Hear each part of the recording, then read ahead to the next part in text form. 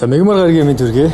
Одоо ингээд ажил эхэллээ гээд бүх юм одоо ингээд очиж байгаа юм биш шүү. Одоо бас хоёр нүртэй гэдэг шиг ийм байдлаар бас асуудал бас хандмааргүй байна. Чи зүгээр хариулж яхад юу бодлоо тоо? Өнөөдөр за улсын хурлын төрийн ордонд зарим нэг байнгын ордууд болон ажлын хэсгүүд хуралдах байлаа. Өглөө 10 цагаас эхлэх ёстой байсан. Тэгэхдээ өчигдрийн одоо зарим нэг улс төрөөс эхлээд ярьчих гэж бодож байна. Өчигдөр байгаль орчин уур амьсгалд өөрчлөлтийн яамнаас туулын хурдны замын төслийг үргэлжлүүлэх цааш нь асуудалгүй саадгүй явуулах ийм нөхцөл байдлыг бүрдүүлж өглөө гэж. За энэ нь юу байсан бэхээр туулын хурдны зам дээр ерөөсөө нэг зүйл дээр гацчаад байсан. Анханасаа өгөөгүй байгаагүй. Тэр нь юу байсан бэхээр нөгөө байгаль орчны үнэлгээ туулгоорлолд хэрхэн нөлөөлөхийн яахын тийм наривчилсан үнэлгээ нь ерөөсөө гараагүй байсан. Тэгээ үүнийгээ бүр хаавсаа 2013 оны тийм үнэлгээг барьчаад яваад исэн гэж тийм сураг дуулцсан. Тэгээ ингээд тэр үнэлгээ нь хаана байгаа юм бэ гэхээр байгаа гэж яваад идэг. Тэгээ гаргаж өгдөг. Тэгээ нөө усны газар ч юм уу холбогдох байгаль орчин уур амьсгал өөрчлөлтийн яамны холбогдох одоо газруудаас асуухаар манад ерөөсөө тийм өгөөгүй ажлын тийм зураг төсөлтэй холбоотой юм ерөөсөө юу ч өгөөгүй гэж яриад идэг. Тэгээ нэг танхимд суучаад ингээд нэг нь өгсөн гэдэг нөгөөх нь өгөөгүй гэдэг ингээд юм яриад яваад байсан. Тэгээ үүн дээрээс нь болоод байгаль орчны шинээр томилогдсон сайд сандаг очир төр хугацаанд одоо энэ төслийг зогсооно гэдэг ийм шийдвэр гаргаж ирсэн өнгөрсөн 7 хоногт. Тэгээд түүнийг нэх удаачгүй өчигдөр ингээд цааш нь энэ төслийг явуулах одоо нөхцөлийг бүрдүүлээд өгчлөө. Тэгээ энэ юу байсан бэхээр нэг холбогдох байгууллагуудаараа энэ байгаль орчны үнэлгээг нь гаргуулж өгөөд ингээд за цааш нь ингээд энэ ажлыг явуулах юм байна. Гэхдээ яг нэг олон нийт угаасаа эсэргүүцээд байгаа. Өнөөдөр хүртэл талбай дээр 32-өөс 33 өдрөө Save Tool гэдэг хөдөлгөөнийхэн одоо эсэргүүцлээ илэрхийлээд цугласаар байгаа. Тэгээд тэднийг бас ингээд улс төрч хүн болохоор тэрийг ингээд нэг юм мэдрээд тахшгүй тэгснэ. Бид нэр одоо наад дээр чинь ингээд байнгын хяналттай ажиллая шүү одоо байнгын холбоо сүлбэтэй ажиллая шүү гэх нэг жоохон захирангуй маягтай. Тэгээ нэг юм дургуугаар ингээд нэг тэр төслийг ингээд цаашаа явуулаад байгаа мэт ингээд харагдах гад. Тийм бичлэгээд зацлаа. Тэгээ тийм бичгэнж ингээд сошиалор явлаа. За тийм ингээ ямар тач одоо нөгөө нэг эсэргүүцээд байгаа туулын хурдны замын төсөл чинь нөгөө гол гацаад исэн бичгээр нь тоолж яваад ингээ цаашаага ажлаа үргэлжлүүлж байна. Тэгээ өнгөрсөн цаг хугацаанд тэр байгаль орчны яамнаас төслийг төр зогсоо гэдэг шийдвэр өгсөн ч гэсэн тэр хэдхэн хоногийн хугацаанд төслийг ерөөсөө зогсоогүй гэдгийг хөдөлгөөнийхэн бичиж ярьж илээ.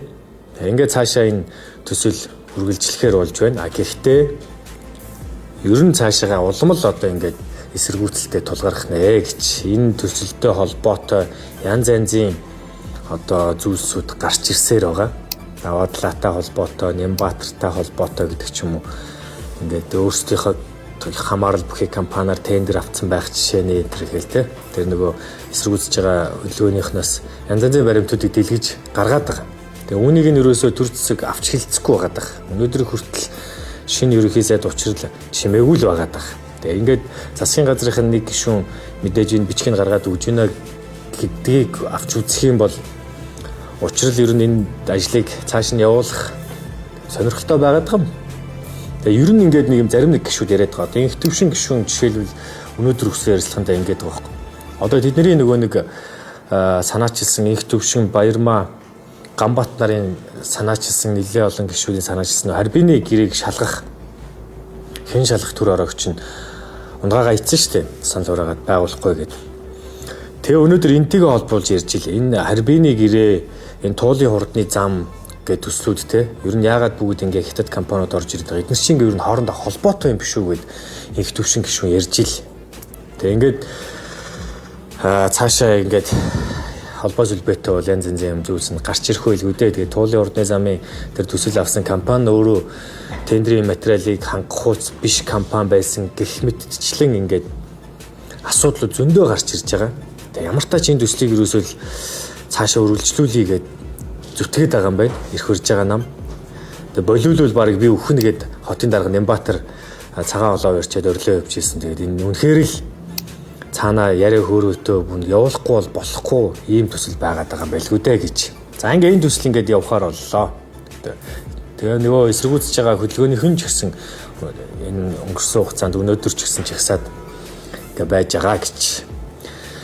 Тэгсэн яг энэ мэдээллийг өчигдөр гаргаж явах хавар намын бүлгүүд хуралдсан. Нэгд өдөр болгон хуралддаг. Монгол Ардын нам, Ардчилсан нам, за тэгээ хүн намын зөвлөл мөглөл гэдэг ч юм уу ингээ хуралдсан. Тэгээд Ардчилсан намын бүлэг ингээд өөр асуудлуудаар хуралдаж ирсэн. Тэгээ яг энэ төсөл эхлүүлэхээр болоо цаашаа ингээд асуудалгүй болоод ирсэн чинь Ардчилсан намын бүлэг нэг шаардлага гаргасан. Тэр нь юу байсан бэхээр ерөнхий сайд учралд энэ туулын урдны зам гэх төслийг бүр мөсөн зогсоох ийм шаардлага хөргүүлсэн. Тэгээ эдийн засгийн талаасаа ч тэгээд ер нь чиглэж байгаа тэр зорилго одоо төвжирэл бууруулах тал ч юм уу те ингээд тал талын ер нь зүйлс нь ингээд шаардлага хангахгүй байгаа даа. Ер нь худлаа байгаа даа. Тийм учраас энэ туулын урдны замын төслүүд зогсоо гэдэг ийм шаардлагыг ерөнхий сайд учралд хөргүүлсэн байна. За хэрвээ одоо энэ шаардлагыг хүлээж авахгүй бол ангин нэгнэ гэдэг ч юм уу тийм зүйл шаардлага дээр тусгаагүй лээ. Гэхдээ ингээд цаашаага нүдэн болоо чихэндлээ байгаад байвал ямар нэгэн арга хэмжээг сөрөг хүчин эсэргүүцэж байгаа ард түмэнтэйгээ нийлээд авах байлгүй дээ. Тэгээд энэ төсөл цаашаа нэлээл мапантаа үргэлжлэхээр ийм харагдлаа гэж. За тэгээд Ардын намын бүлэг мөн яг энэ үеэр хуралдсан. Тэгээд Ардын намын бүлэг ерөөсөө нэгэн асуудлаар хуралдсан. Энэ нь юу байсан бэхээр нийгмийн ажилтны тухай анхдагч хуулийн төслийг үзэл баримтлалын өрөөнд намынхаа бүлгээр авч шилжсэн. Тэгээд энэ хуулийн төсөл ерөнхий утга нь яг ямар юм бэ гэхээр одоо ингээ нөгөө нэг янз бүрийн байдлаар осол гэмтэлтэй. За тэгээд юу байдгийг янз бүрийн байдлаар одоо хөгжлийн бэрхшээлтэй болчихсон, хөл гараа алдчихсан хүмүүс байдаг. Тэгээ энэ хүмүүсийг эргээд ингээ нийгэмшүүлэхтэй хөдөлмөр эрхлэх сонирхлыг нь дэмжих, бие даан амьдрах чадвартай иргэн болгож юм төлөвшүүлэхэд шаардлагатай ерөөсө ганц зүйл нь юу байдаг вэ гэхээр нийгмийн ажилтны одоо юм ажиллагаа байдаг. Тэгээ энэ нийгмийн ажилтан гэдэг энэ ажлын статус нь өөрөө ямар ч одоо эрх зүйрээнд юм хамгаалах, сайжруулах тийм юу болцсон. Зүгээр л нэг сургуулийн наад задахын ажил хөөцөлдөг ч юм уу. За эсвэл тэгээ нэг албан байгууллагатай яг тийм болоод нэг хит унтсан учраас тэгээ яг энэ нөгөө нэг тэр нийгэмдэр гарч чадахгүй байгаа хүмүүс, тэг нийгэмдэр тэгж хөгжлийн бэрхшээлтэй болоод байгаа хүмүүс чинь эргээд ингээд нөхөн сэргээх идэвхтэй байх ийм нөхцөл нь бүрдэхгүй байна гэдэг иймэрхүү утгатай. Тэгээд энийг сайжруулъя. Тэгээд нийгмийн ажилтны энэ статус эрх зүйн энэ хамгаалтыг сайжруулахад анхаарья гэдэг иймэрхүү утгатай хуулийн төслөө гэж. Тэгээд яаж сайжруулах вэ гэхээр янз янзын л одоо зүйл орж ирж заалтууд байлаа. Энд яг хөө ингээд нэгдсэн юм мэдээлэлтэй болох гэдэг ч юм уу те. Тэгээд нэг юм нийгмийн эдийн засгийн хүлээгдэж байгаа тооцооллын одоо хуулийн төсөлд ингээд тусгаж өгөөд арай илүү үр өгөөжтэй байлгахаар те зарцуулаад байгаа мөнгө нь арай илүү үр өгөөжтэй байлгах тал дээр ч юм уу те ингэж байгаа. Тэгээд ганц зүйл нь юу гэхээр ингээд холбоо байгуулах юм байна. Тэгээд холбоогоо байгуулаад тэр холбоо нь одоо нөгөө нийгмийн ажилтнуудтай заа зөвлөөд ингээд сургалт семинар ороод те. Тэгээ ингээд нийгэмд ингээд ажиллах нөхцөлийг нь бүрдүүлж өгөх юм уу да, ингээд чиглүүлэх юм уу да. Ер нь нэг тиймэрхүү хуулийн төслөө гэж. Яг гоо ер нь сайжруулаад цааш нь явуулвал мэдээж одоогийн нийгэмд хэрэгтэй юм хуулийн төслөө гэж. За ийм хуулийн төсөл Монгол Ардын намын бүлэг хилцлээ. Бүлгээр ганцхан юм хуулийн төсөл. За тэгээ энэ үеэр ерөнхийлөгч Казахстан руу айлчлалаар явлаа. Ерөнхийлөгч болсноос хойш анх удаага түүний Казахстанд хийж байгаа айлчлал өндөр дээд түвшний. Тэгээ өмнө нь ерөнхий сайд явахтаа нэг удаа явж исэн. Тэгээ Казахстан улсад очсноор ерөнхийдөө ийм Төв Азийн орнуудаар яваад дуусч байгаа юм уу да. Ерөнхийлөгч хүрсэх. Тэгээ энэ айлчлалын хүрээнд зарим нэг зүйлс одоо анхан шатныхаа одоо хэлцээрийн түвшинд хийгдэж байгаа юм уу. Тэр нь юу гэхээр Монгол улс 1 сая тонн нефтийн бүтээгдэхүүн Казахстан улсаас импортлох юм байна.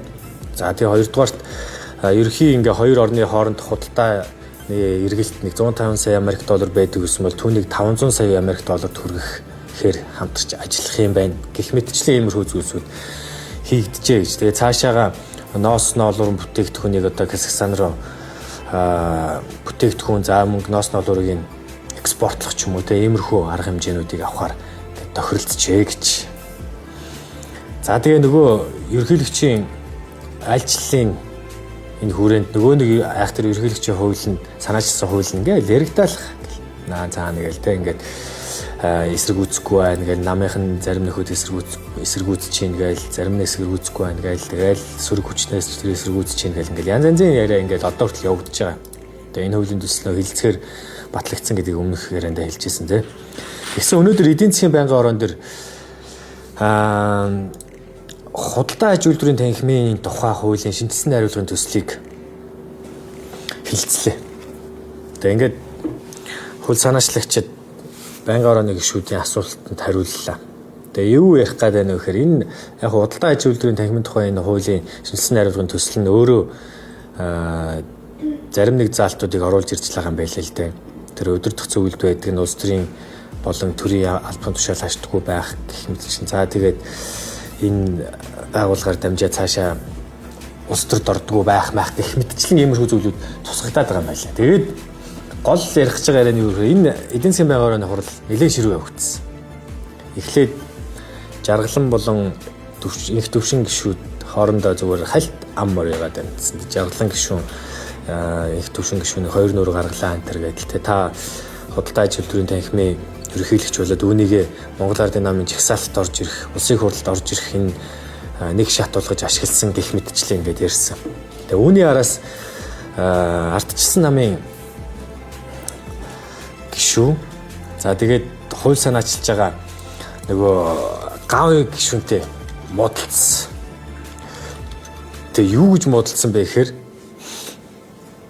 нэг юм асуулт асуусан чинь гавь гишүүн нөгөөтгөнд нь хариулж агаад тэг ингээ хариулахдаа бас ингээ жоохон хариулах үед нь ингээд янз янзын юм яриад ахаар нь жоохон бухимдлан төрөөд тэгээ нэг жоохон игдүүцээд тэгчээд хэрэлдээд босохдоо чинь гэж хэлжээ боссон. Тэгээ энэ одоо нөгөө нэг хэрэг ерхийлэгчийн үйл батлагдах юм бол энэ бол ёс зүйн зөрчил мөн үү гэдэг бол яригдах хэвээр. Ёс зүйн зөрчилдөд орох юм уу? Ёс суртахуунд орох юм уу? Үүндээ орох юм те тэгээд ингээ яригдана. Тэгээ босч ирээд залж нааша гараад ир гэдэг тэр цаана яриад байгаа бүрийг сонсогдоод байна. Нааша гараад ир хоёлаа гарыг гэдэг. Тэгээ ингээ гарч одоо хуулийн төслөө тайлбарлаж өгөх гээд байгаа юм уу? Яах гээд байгаа юм те? Эсвэл нөгөө инх төвшин гишүүн шиг нөгөө даваа талааг шилдэж унгаад их шиг шилдэж унгаах гээд байгаа юм уу? Нэг иймэрхүү үйл явдал болсон. Тэгээ энэ нөгөө нэг дахиад нөгөө хуулийн төсөл одоогор батлагдсан байвал энэ гишүүн дээр ингээд ёс зүйн зөрчилгээд яригдах уугүй гэдэг чинь сонирн бохгүй. Тэгээд энэ мэтэр ингээд одоо улсын хурлын гишүүд ёс зүйн зөрчил удаадараа ингээд холбогдоод энэ ёс зүйн зөрчил гэж тооцогдоод наа чи ёс зүйн зөрчил байна гэж тооцоод цаашаа арга хэмжээ авах юм бол одоо ингээд улсын хурлын гишүүн гавьяг тэгээ эргүүлэн татагдах нь шүү дээ. Тэгээ ингээд улсын хурлаар орох нь шүү дээ. Ёс зүйн дэд тороогоор орох нь байна. Тэгээ иймэрхүү. Тэгээ өнөөдрийн эдийн засгийн байнгын орон нэг иймэрхүү ширүүхэн явагдаж ерөнхийлөгчийн хуулийг нэг жишээ нь болж өглөө гэж. За ингээд өчигдөр өнөөдөр хоёр улс төрд нэг тийм ч ширүүн зүйл өрнөсөнгүй зүгээр л байдаг үйл явдлууд өрнөлөө зарим нэг хуулийн төслүүдийг хилцлээ. Өнөөдөр 2-3 байнгын орон хуралдах байсан. 2 нь хуралдлаа. Тэгээд үлдсэн нэг нь хуралдсангүй. Нэг хурал нь байнгын орон юу байсан бэ гэхээр нөгөө нэг өглөө 10 цагаас хуралдах хэрэгтэй байсан баха. Байгаль орчин хүн сүдэ аж ахуй байнгын орон байл. Энэ юу байсан бэ гэхээр нөгөө нэг нийслэлийн газар алгалтай холбоотой юм зүйлийг хилцэх байсан. Тэгээ энэ хэн шалгах төр ороо байгуулах ийм байнгын ороо байсан. Тэгээ энэ юу хэн шалгах гэдэг вэ? Нийслэлийн газар алгалтай холбоотой. Тэгээ энэ хууль зөрчсөн юм зөрчөөгүй юм уу? Тэгээ яагаад ер нь ийм их газар болгосон гэх мэтчлэн энийг ингээ хэн шалгах төр ороо өглөө 10 цагаас суралцах байсан. Эрдсэн бүрдээгүй юм уу? Яасан мэдгүй. Ордонд өглөө 10 цагт таг чиг байсан. Тэгээ өдөр 13 цагаас 14 цагаас эхлэх ёстой байсан 2 байнгын орон харин хуралдаад асуудлаа хилцлээ. Тэгээ өглөө 10 цагийн үед ер нь 10 өнгөрч явахад ордонд намаг хүн байсан. Зарим нэг өрөө нь гişүүдийн өрөөг татахаар туслахууд нь сууж гişүүд нэрийг өнөөдөр ирэх үг нь мэддэхгүй байх гэсэн байртай сууж илсэн гэж. За ингээ өнөөдрийн болон өчигдрийн улс төр нэг иймэрхүү хөрнөлөө. Маргааш засгийн газар хуралд маргааш засгийн газрын хурлаар нэлээд хэдэн шийдвэрүүд гарах бах. Тэгээд үүнтэй зэрэгцээд зарим нэг улс төрүүд ч хөрнөх бах. Тэгээд 4-5 дахад чуулганы хуралдаан эхэлнэ. Тэгээд 4-5 дахын чуулганы хуралдаанаар нэлээд хэн шалах төрөөр байгуулах үгүй юу гэдэг нь шийдэгдэн. Тэгээд гадаад зээлгийн үр ашиг нэмэгдүүлэх тухай хуулийн төсөл орно гэж. За анхаарал хандуулсанд баярлалаа. Маргаашийн улс төрд юу болоод байна вэ? Контентоо эргээд уулзлаа түрүү баяр та.